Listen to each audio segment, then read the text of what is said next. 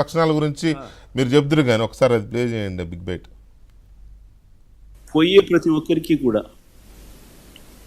నేను ఒకటే మాటే చెప్తా, రాజకీయాలలో ఉన్నప్పుడు క్యారెక్టర్ క్రెడిబిలిటీ అనే పదానికి అర్థం తీసుకున్నాను.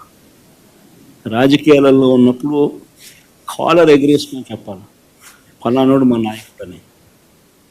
అది ముఖ్యమంత్రి అయినా సరే, ఎమ్మెల్యే ఎంపీ అలాంటి ఆయనైనా సరే, ఎమ్మెల్యే అయినా ఇలాంటి అయినా సరే, ఎవరి గురించి అయినా కానీ ఇట్లా గొప్పగా చెప్తాం. కానీ మనమంతటి మనమే ప్రలోభాలకు లొంగో, భయపడో, ఏదో కారణం చేత మనమంతటి మనమే మన వ్యక్తిత్వాన్ని, మన క్యారెక్టర్ని, మన క్రెడిబిలిటీని మనం బలంగా పెట్టి మనం కాంప్రమైజ్ అయ్యి అటువైపు మనం పోతే మన గౌరవం ఏంది, మన వాల్యూ ఏంది, మన క్యారెక్టర్ ఏంది, మన క్రెడిబిలిటీ ఏంది? ప్రతి ఒక్కరూ రాజకీయాల్లో ఉన్నప్పుడు ఆలోచన చేసుకోవాలి. ఈ కష్టం అనేది ఎల్లకాలం ఉండదు. డెమోక్రసీ అంటేనే 5 years. అది సాయిరెడ్డికైనా అంతే, పోయిన 3 ఎంపీలకైనా అంతే. ఒకవేళ నువ్వు చెప్తా అన్నట్టు ఇంకా ఒకడో అరో ఇంకా పోయే కార్యక్రమం జరిగితే వాళ్ళకైనా ఇంతే.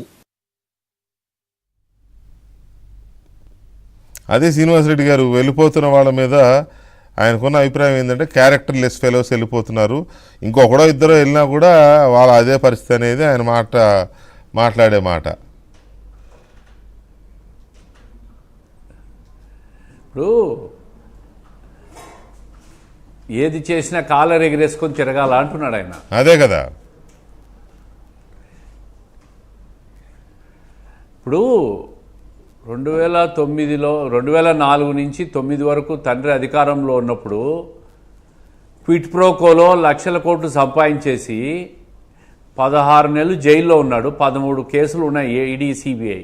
ఎస్, నా మీద సిబిఐ కేసులు ఉన్నాయి, ఈడీ కేసులు ఉన్నాయి, నేను అవినీతి చెప్పినా అని కాలర్ ఎగరేసుకుని తిరుగుతున్నాడు ఆయన. అవును, అది ఆయన వ్యక్తిత్వం, ఆయన క్యారెక్టరు.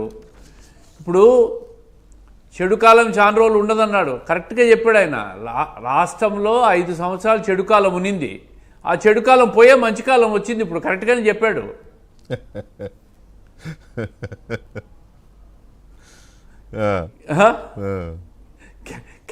క్యారెక్టర్ గురించి, మన వ్యక్తిత్వం గురించి ఎన్నెన్ని మాటలు చెప్తున్నాడో, ఏం చెప్తున్నాడో ఆయన. ప్రజలు ఇంకా నవ్వాలా, ఏడవాలా? సరే, వాళ్ళకు కొంత ఏదో టీవీలో చూసి ఆయన మాట్లాడే మాటలు చూసి వాళ్ళు కొంత ఎంజాయ్ చేసుకొనియండి. మరి ఆయన కూడా కామ్గా ఉంటే ఏమైపోయినాడు ఈయన అని ఆందోళన చెందుతారు పాపం వాళ్ళు కూడా. అయినా ఆయన మర్చిపోతున్నారు. ఆయన ఎట్లా ఇంతకుముందు చెప్పేవాడు, చంద్రబాబు నాయుడు గారు పక్క రాష్ట్రాల్లో ఉండి రాజకీయాలు చేస్తున్నాడని. ఇప్పుడు ఈయన వారానికి 4 రోజులు తెలుగు రాష్ట్రాల్లో కాదు, కన్నడ రాష్ట్రంలో రాజకీయాలు చేస్తున్నారు. కన్నడ రాష్ట్రం కూడా కాదు, పక్క దేశాలు చెప్తారు ఆయన. వేరే దేశాల్లో ఉన్న రాజకీయం,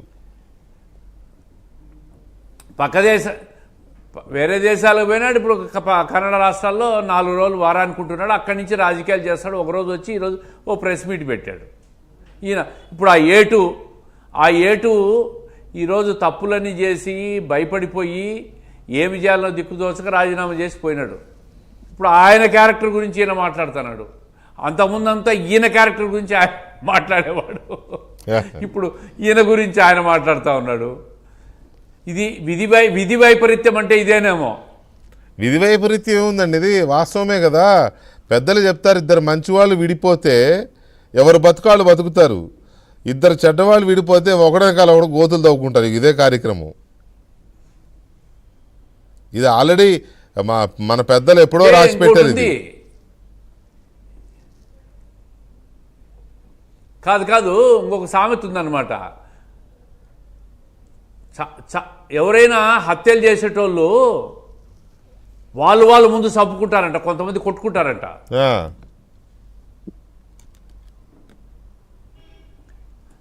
హత్యలు చేస్తారు కదా ఒక గ్యాంగు, అవును, ఆ గ్యాంగు ముందు వాళ్ళు కొట్టుకుంటారు, వాళ్ళు దెబ్బలు తింటారంట, రక్తాలు వచ్చేటట్లు. ఓహో, వీళ్ళేదో చేసుకుంటాండ్రలే, మనకెందుకని పోతారు.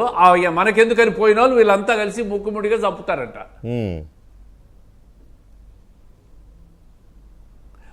అట్లా ఇప్పుడు ఆ A2 ఎందుకు పోయాడో, A1 ఎందుకున్నాడో వాళ్ళే చెప్పాలి ఇదంతా.